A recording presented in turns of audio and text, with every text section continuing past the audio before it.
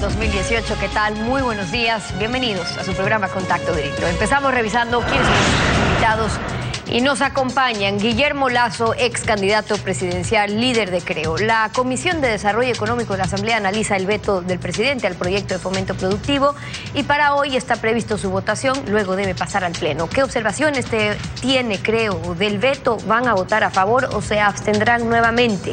Lo vamos a analizar. También estará Luis Calero, experto petrolero. Vamos a hablar sobre los nuevos contratos petroleros de participación y no de prestación de servicios. ¿Hay aspectos que lo hacen más competitivos o el país puede perder recursos con esta nueva modalidad? Lo vamos a examinar. Y además estará Ángel Gende, asambleísta del movimiento Sáchila, integrante del bloque BIN, el vicepresidente de la Comisión Ocasional del caso Gavilán. Las comparecencias ante la Comisión Ocasional del exministro de Justicia, Lenin Lara, y el exministro del Interior, José Serrano.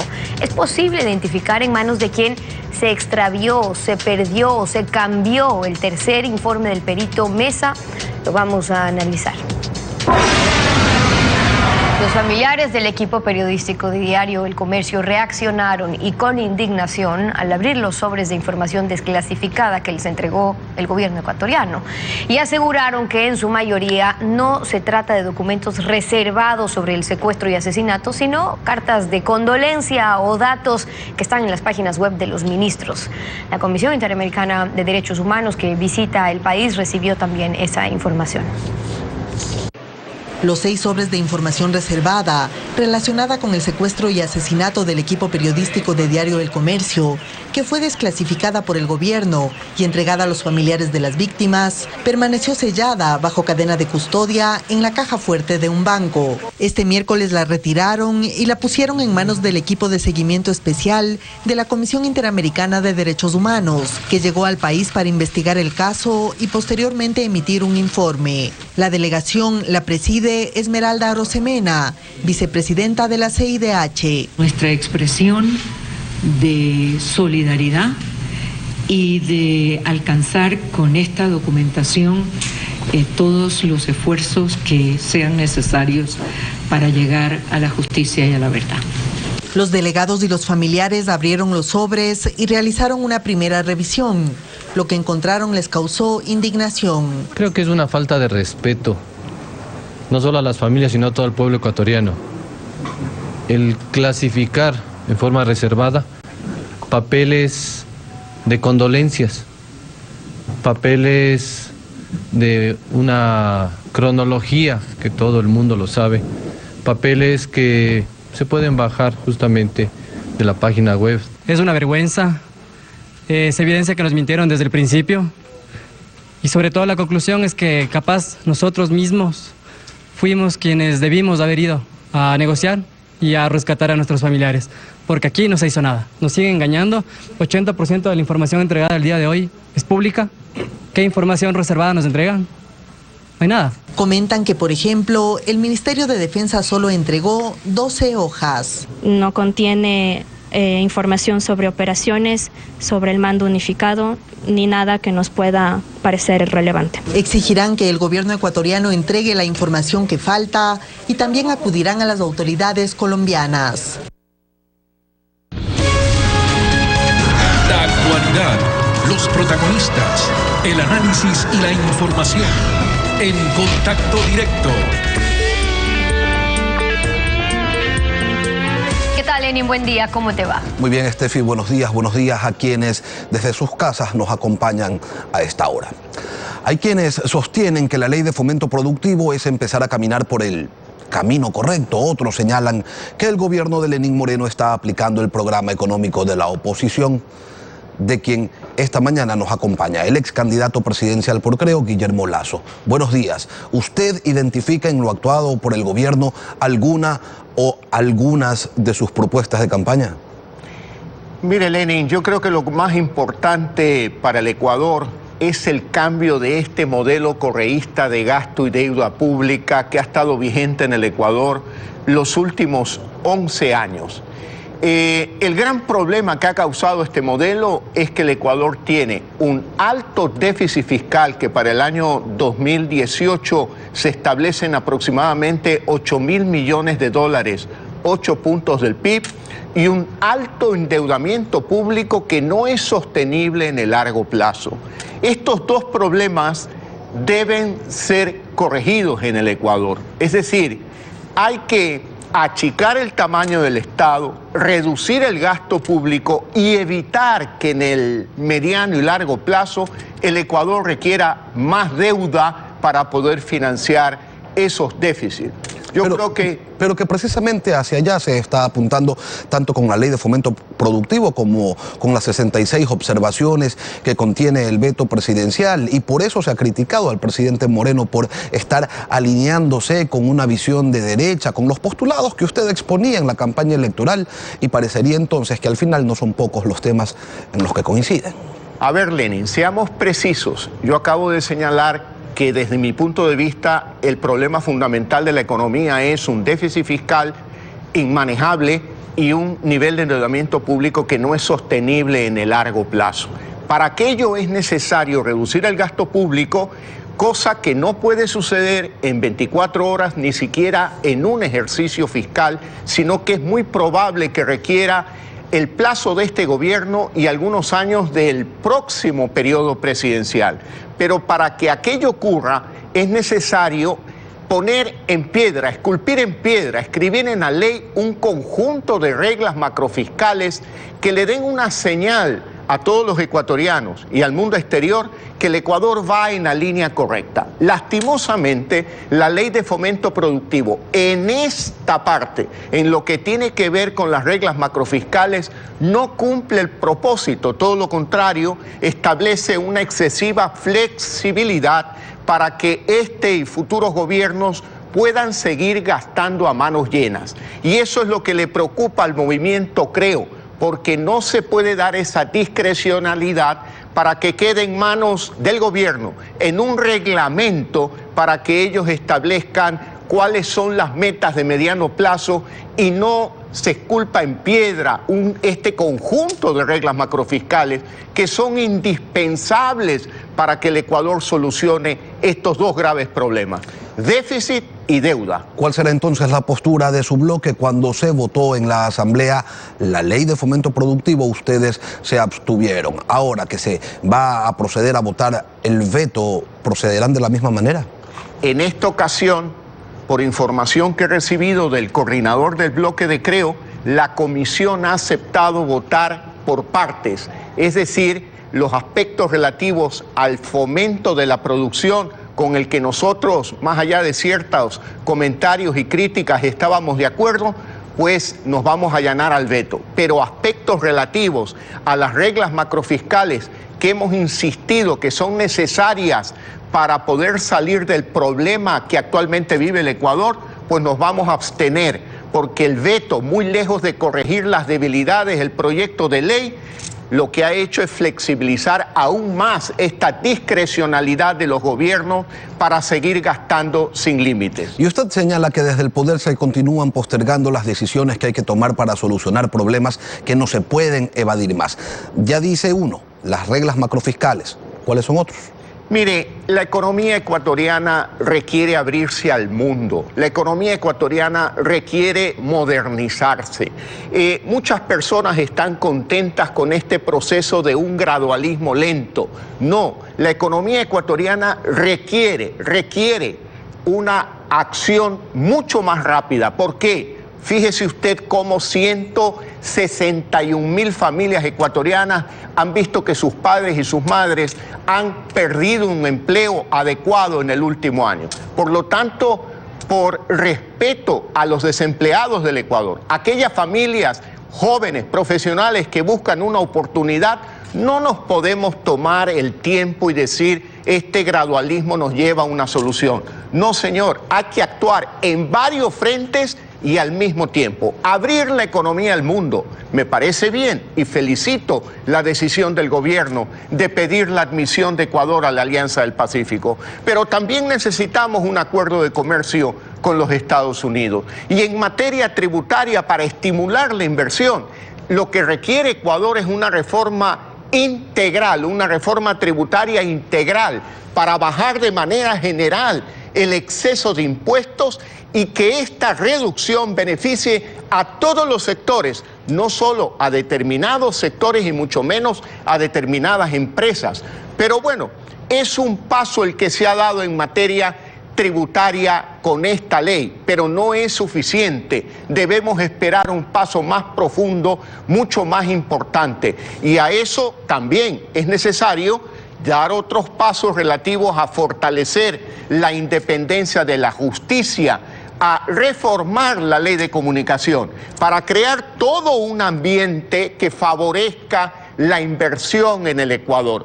Porque con un cambio de visión, el Ecuador tiene salida, tiene alternativas. El Ecuador es un país que tiene muchos activos que en el mundo internacional tienen mucho valor, pero hay que modernizar a la sociedad ecuatoriana y necesitamos también, por ejemplo, lo que está haciendo, hay que reconocer que está dando pasos el ministro de Hidrocarburos, convocando a nuevos concursos para incrementar la producción petrolera. Si Ecuador puede en 4 años, que es posible, duplicar la producción de 500.000 a 1 millón de barriles diarios, como lo hizo Colombia, sin tener las reservas petroleras del Ecuador, Colombia duplicó la producción petrolera.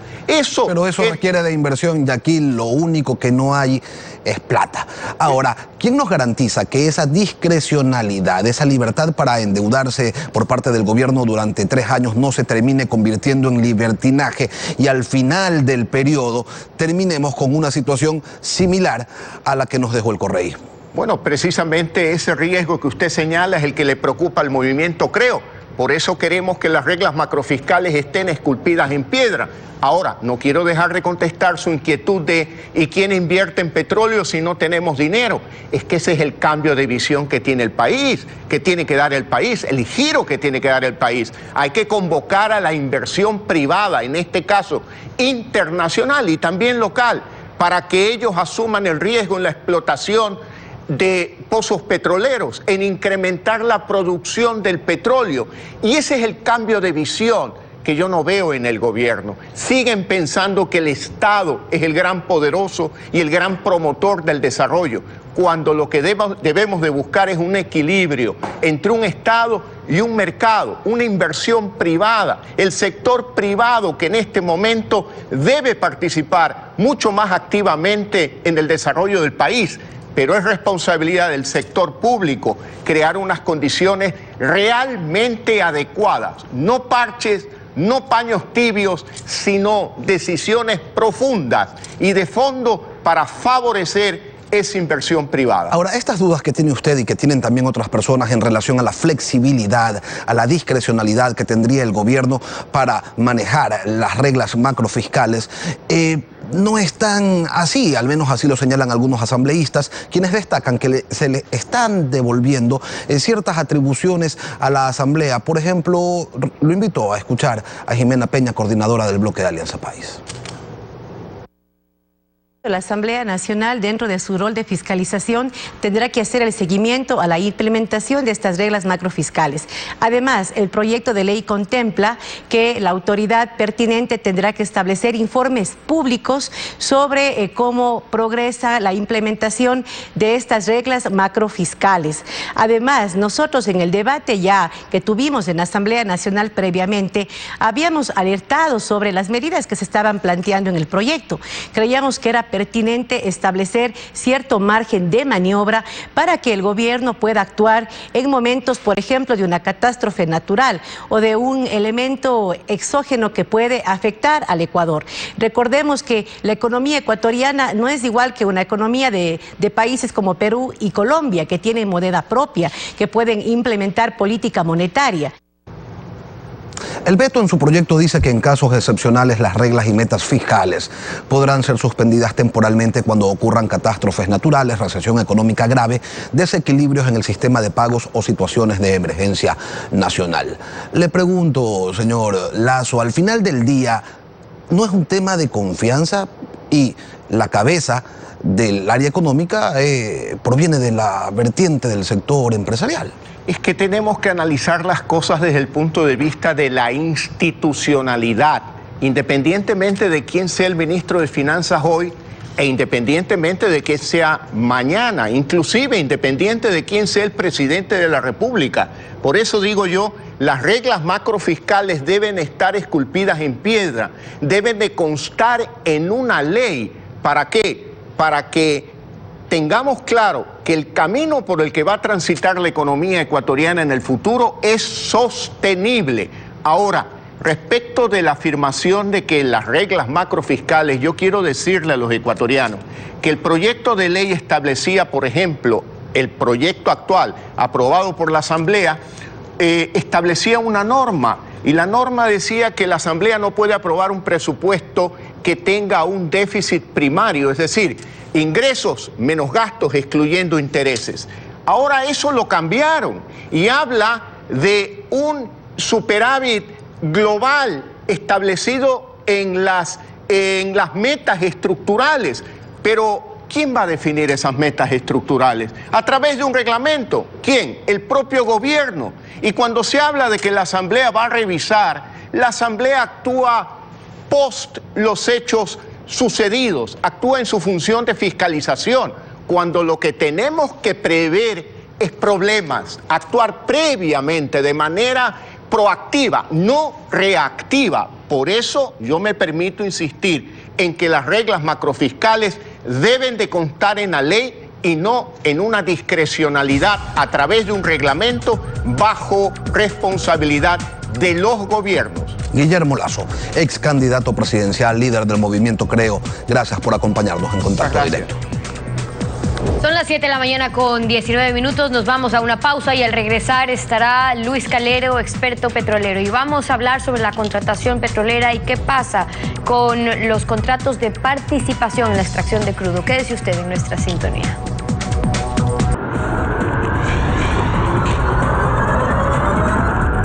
Luis Calero, experto petrolero, bienvenido a Contacto Directo. Buenos días, un gusto conversar con usted. Buenos días, igualmente. Con el decreto 449, el presidente Moreno, ahora en julio, decidió volver a la modalidad de contrato de participación en el sector petrolero. El gobierno tiene previsto que esto le ayude a atraer nuevas inversiones para el sector hidrocarburífero, que las empresas privadas prefieren este tipo de contratos. Ahora, con la experiencia que hemos tenido en ambos formatos, ¿qué conviene? Sí, mire, las modalidades contractuales por sí misma ninguna es buena o es mala. El país ya ha pasado por experiencias tanto del contrato de prestación de servicios como del contrato de participación. Hemos migrado de la una modalidad a la otra y viceversa. En definitiva, lo que existen son contratos bien negociados o contratos mal negociados. Mire usted solo como ejemplo, cuando en el gobierno anterior se migró a la modalidad de prestación de servicios y se optó por una tarifa fija, el Estado asumió el riesgo del mercado petrolero, de los precios internacionales del petróleo. Y cuando teníamos un precio del petróleo alrededor de $20 y habían acordado y habían pactado tarifas sobre $30, definitivamente que no fue un buen negocio para el Estado ecuatoriano. Obviamente que en esa misma modalidad y en esa condición de tarifa fija, cuando el petróleo estuvo por los $100, resultaba ventajoso. Bien, entonces en definitiva es que un proceso de negociación serio y profundo debe advertir todos los tipos de escenarios que podrían presentarse. Ahora, pero para tener en claro los antecedentes, porque ¿por qué ahora quieren insistir en este modelo y de dónde venimos? En efecto, no existe un modelo perfecto, hay como tomar previsiones o negociarlo bien. Usted nos recuerda también cuando hicimos contratos, ahora por participación, el Estado no ganaba si los precios del petróleo subían, ganaban ¿quiénes? Las empresas privadas. Entonces dijeron no, cambiemos al contrato de prestación de servicio, que fue lo que hizo el último gobierno. ¿Qué pasó luego cuando el petróleo bajó? Sí, mire, aquí el asunto es que se prescindió de dos elementos fundamentales. Cuando existía el contrato de participación, En el año 2006, con la ley 042, el Congreso Nacional estableció la participación del Estado en los excedentes de los precios internacionales del petróleo. Para rápidamente graficar el asunto, si se firmó un contrato cuando el petróleo estaba a $20 y luego de unos años ese precio del petróleo estaba en $60, había una diferencia de $40. Eso se consideró como un excedente de los precios del petróleo y el Congreso Nacional dispuso que al menos el 50% de esos excedentes le correspondían al Estado. Se corregía entonces la deficiencia que se tenía cuando se había pactado una participación del Estado de 20% y una participación de la empresa del 80%, lo cual podría significar un perjuicio para el Estado ecuatoriano. Entonces, cuando en el gobierno anterior se migra a la nueva modalidad, a la otra modalidad, de prestación de servicios, se prescindió de esa normativa y el propio señor Correa dijo mediante un decreto ejecutivo que en vez del 50% fuere al menos el 99% de esos excedentes para el Estado ecuatoriano. Entonces no se tomaron en cuenta estos mecanismos que corrigen. Tanto más, mire usted, en el año 2004 ya se negociaron los bloques 4 y 5 y ahí se estableció en un contrato de participación un ajuste automático cuando los precios internacionales del petróleo vayan incrementándose. Ahora, hoy ya podemos evaluar un poco cuáles fueron los resultados de estas negociaciones. Usted nos pone claro en cuanto a lo que ocurrió después de que los contratos de participación en su momento beneficiaban a los contratistas. Entonces dicen, no, a ver, participemos al menos del 50% del excedente de petróleo. Y luego, en el 2007, el expresidente Correa dicta este decreto diciendo que la participación del Estado debe ser en al menos el 99% en esos excedentes. Pero ¿cuáles fueron las consecuencias allí? ¿Ganó más el Estado con este mecanismo? No, las consecuencias fueron que las compañías petroleras consideraron que ese al menos el 99%, y así era, resultaba ser confiscatorio y resultaba ser ilegal e inconstitucional y comenzaron a a activar arbitrajes internacionales. Entonces aquí de lo que se trata es de establecer reglas claras que permitan al inversionista obtener una rentabilidad razonable y el Estado aprovechar la mayor parte posible de la renta petrolera. Ese es el objetivo a la postre. Y mire que desgraciadamente este decreto que acaba de expedirse, en vez de propiciar una participación, digamos, muy activa del sector privado, creo que la alejaría en la medida en la que establece una base legal, una base normativa muy confusa, porque por el mismo concepto, estos ingresos extraordinarios está aplicando por un lado una ley que dispuso la Asamblea Constituyente en su momento estableciendo el 70% de impuesto a los ingresos extraordinarios y adicionalmente esta participación de la que hemos estado hablando en al menos el 50%. Entonces eso crea confusión en los inversionistas y este decreto que ha expedido el presidente de la República, el 449, no debería publicarse en el registro oficial, ventajosamente hasta ahora no se lo ha hecho, debería dejárselo insubsistente, esperar que la Asamblea Nacional resuelva el tema de la ley de fomento productivo, porque ahí se incluyen normas relacionadas con este tema. Claro, ya vamos a hablar sobre lo que pasa en la ley, que es lo que está pendiente, pero sobre las modalidades hay expertos petroleros que creen que más bien esta figura de contrato de participación en la que vuelve el presidente Moreno podría resultar más atractivo para las empresas inversionistas, que es finalmente a quienes quieren abrir la negociación, pero también que en el decreto se habla de un ajuste de acuerdo a la calidad, al volumen y al precio de crudo. Entonces, ¿cómo se debería contemplar considerando esas variables para una negociación favorable también para el Estado? Sí, definitivamente que hay que considerar la calidad del crudo. Si se trata de crudo Oriente, es uno el tratamiento. Si se trata de crudo Nápoles, si es un crudo más pesado, es otro el tratamiento. Si el volumen de producción supera determinados niveles o está en determinados rangos, el porcentaje de participación del Estado varía. Si es que el precio internacional del petróleo varía, también se mejoraría la participación del Estado. Son los tres elementos que están establecidos constitucionalmente, que están establecidos legalmente, que deberían conciliarse en una fórmula a negociarse con las empresas que participen en estos procesos, pero sobre unas bases, unos términos de referencia, unas bases de las licitaciones que contemplen con claridad absoluta todos estos esquemas. Más aún, este ajuste soberano que se está proponiendo, que es un tercer elemento, aparte de estos dos otros que he señalado de carácter impositivo, un ajuste anual a fin de cumplir con lo que dispone la Constitución, en tanto en cuanto el Estado debería percibir al menos los mismos beneficios que las empresas que explotan recursos naturales no renovables. Ahora, todos estos elementos deben establecerse en la negociación. Perfecto. Y lo que queda pendiente, que es lo que está por aprobarse ahora que se está discutiendo el veto del presidente Moreno en el proyecto de ley de fomento, de la ley urgente de fomento productivo, ¿por qué usted considera que este tipo de contratos no está en concordancia con esa ley de fomento productivo que está próxima a aprobarse cuando habla en la parte del impuesto a los ingresos extraordinarios? ¿Se contradice?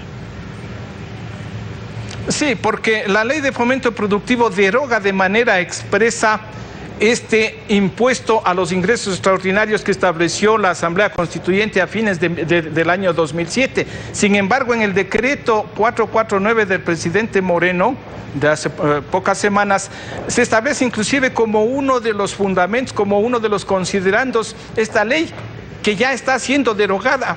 En la Asamblea con este otro mecanismo. Entonces no existe una coherencia entre un decreto ejecutivo que ha sido expedido muy apuradamente, muy apresuradamente, cuando lo que tiene que hacerse es esperarse la expedición de esta ley de fomento productivo y adecuar esta norma secundaria a lo que disponga esa ley orgánica. Un tema que se está discutiendo ahora con los contratos en el sector petrolero. Luis Calero con sus observaciones, acompañándonos hoy en Contacto Directo. Muchas gracias por haber estado con nosotros. Gracias a usted. 7:33. Vamos a una pausa y cuando regresemos estará Ángel Gende, asambleísta del movimiento Alianza Sachi, el vicepresidente de la Comisión Ocasional del caso Gabela. Vamos a hablar sobre las comparecencias ante la comisión del exministro de Justicia, Lenin Lara, y del Interior, José Serrano. En pocos minutos estamos de vuelta con eso. No se vayan. Una rectificación. El día de ayer se afirmó que el último lunes se había convocado a una reunión de los jefes de bloque para tratar el tema de la reorganización de la Comisión de Fiscalización. Aquí debemos hacer algunas precisiones. Hubo una convocatoria, pero para tratar el tema del veto a la ley de fomento productivo con el ministro de Finanzas. En ese encuentro, algunos jefes de bloque tenían previsto plantear a la presidenta de la Asamblea que se trate el tema de la reorganización de las comisiones. Sí, la de fiscalización también, pero se quedaron con las ganas porque la presidenta Elizabeth Cabezas estaba en Uruguay en funciones relativas al cargo que ostenta. Hasta aquí. Ahora vamos a la entrevista. Una comisión ocasional multipartidista investiga el crimen del general Jorge Gabela Bueno. Es la tercera ocasión en que se analiza un caso que no ha podido ser resuelto en dos ocasiones anteriores y que en cada una de estas dos ocasiones tuvo como resultado una conclusión de manera distinta. Ahora se están analizando documentos que se consideran reservados, secretos. El profesor Ángel Gende, asambleísta por el movimiento Alianza Sachi, la vicepresidente de esa comisión, nos acompaña la mañana de hoy. Asambleísta, ¿qué es lo que se ha logrado hasta el momento con las comparecencias que se han desarrollado? Bueno, gracias por la oportunidad. Sara Majoy, buenos días, pueblo ecuatoriano. Bueno, en efecto, lo que nosotros hemos considerado luego de las comparecencias tanto del ex ministro de Justicia como del actual asambleísta José Serrano, al menos puedo deducir de que no han aportado mayormente para esclarecer este tema. Se han escudado en muchos aspectos que ya han dado sus declaraciones en la Fiscalía, que no se acuerdan la cadena de custodia. Cuando le preguntamos nosotros, ¿se acuerdan? ¿Leyeron el tercer informe? ¿Conocen? ¿Recuerdan algún nombre o algo que implique alguna situación o revele alguna situación del asesinato del general Gabela? Ellos no se acuerdan. Antes, el eslogan de ellos era prohibido olvidar. Ahora el eslogan de ellos es prohibido recordar. Y ante eso, nosotros, justamente una vez que se han desclasificado los documentos y las versiones también de los comparecientes, llegamos a la conclusión que sí existe el tercer informe, tal como lo dice el perito argentino Mesa. Existe el tercer informe, pero que hemos nosotros descubierto en tanto a lo que nosotros venimos investigando, leyendo la documentación desclasificada, encontramos, en primer lugar, que el segundo informe Y vamos a demostrar que el segundo informe ha sido alterado, ha sido cambiado y por lo tanto eso amerita un delito penal. Y lo vamos nosotros a demostrar, que de oficio la Fiscalía siga un proceso penal contra los miembros de esta comisión. A ver, el segundo informe alterado. ¿Alterado por quién? Por los miembros del Comité Interinstitucional creado para el efecto.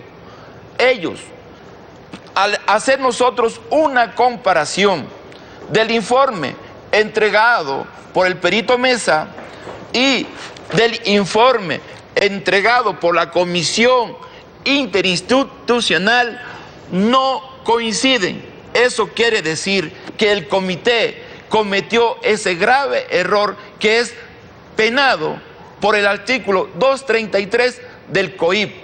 Entonces, ahora, asambleísta, decíamos que del caso Gabela, que el caso Gabela ya va por su tercera investigación. La primera la hizo la Fiscalía y allí se determinó la autoría material de 5 personas. 3 están sentenciadas y cumpliendo una condena de 25 años, las otras 2 quedaron en libertad. La segunda investigación es la que hizo la Comisión Interinstitucional creada por decreto por Rafael Correa en el 2012. 3 años después, en el 2015, esa comisión dijo que la muerte fue producto de delincuencia común. Allí parece radicar la contradicción. Ahora, esa comisión contrató un peritaje que entregó 3 productos. El segundo que usted señala está alterado. El tercero, dicen que constaba a qué respondió la muerte del general Gabela, que fue a consecuencia de su trabajo y no producto de delincuencia común. También señalaba ese tercer informe a los sospechosos del crimen. Sobre ese informe, sobre ese tercer informe, se han dicho algunas cosas en la comisión. Recordémoslo.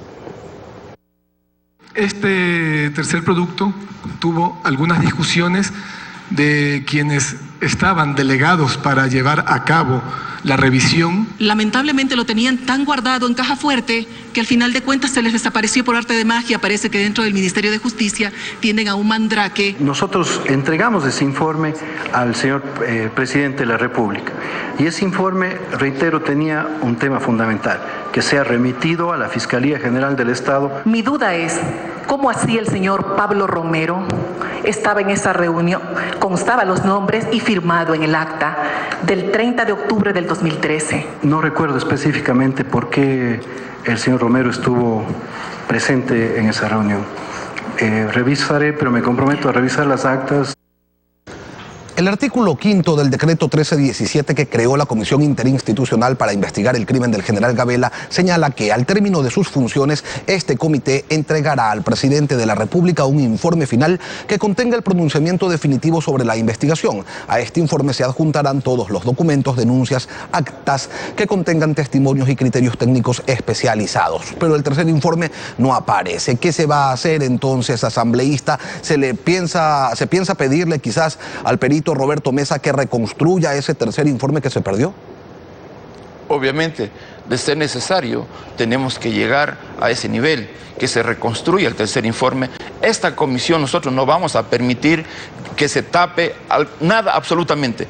Hemos dicho, y especialmente es mi compromiso, que tiene que aparecer ese tercer informe, caiga quien caiga. De ser necesario, que se reconstruya el tercer informe, porque es inaceptable que un Estado democrático de derecho como el nuestro se permita la impunidad a ese nivel. Por lo tanto, cuando venga a comparecer el perito Mesa a la comisión, el compromiso y el pedido mío expresamente, porque tengo un compromiso con la patria que salga la verdad, tengo un compromiso con la verdad y tengo un compromiso con la familia de Gabela, que esto tiene que salir a la luz pública, especialmente el compromiso de la comisión, que ahora es una comisión compuesta por la bancada de toda la asamblea que representamos ahí.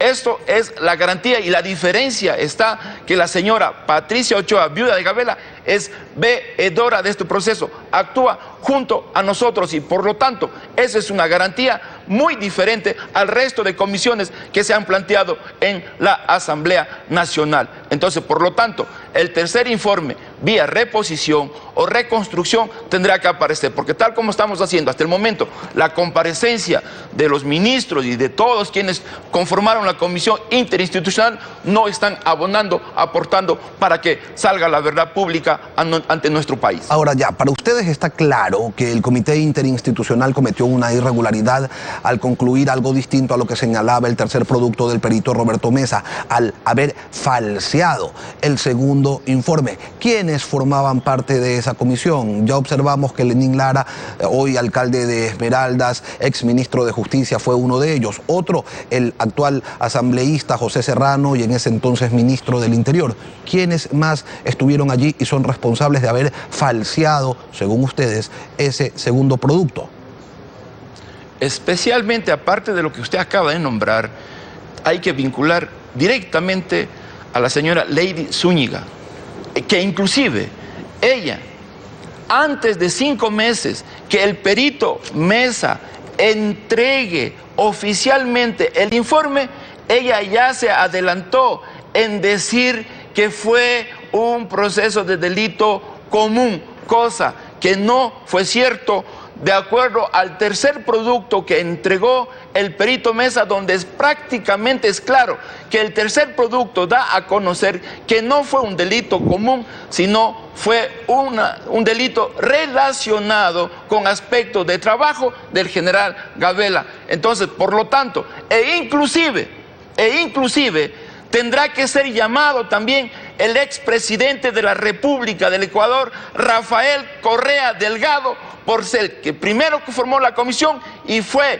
quien recibió el tercer informe. Y si de comprobarse que también fue parte de la alteración del tercer documento, tendrá que ser llamado a juicio por una pena de 5 a 7 años de conformidad al artículo 233 del COIP. Ángel Gende, asambleísta, vicepresidente de la comisión ocasional que investiga el caso del general Jorge Gabela Bueno. Gracias por acompañarnos aquí en Contacto Directo. Gracias a usted. Concluimos así esta emisión. A ustedes también, gracias por su confianza y sintonía. Nos volvemos a ver la próxima semana. Que tengan un buen día.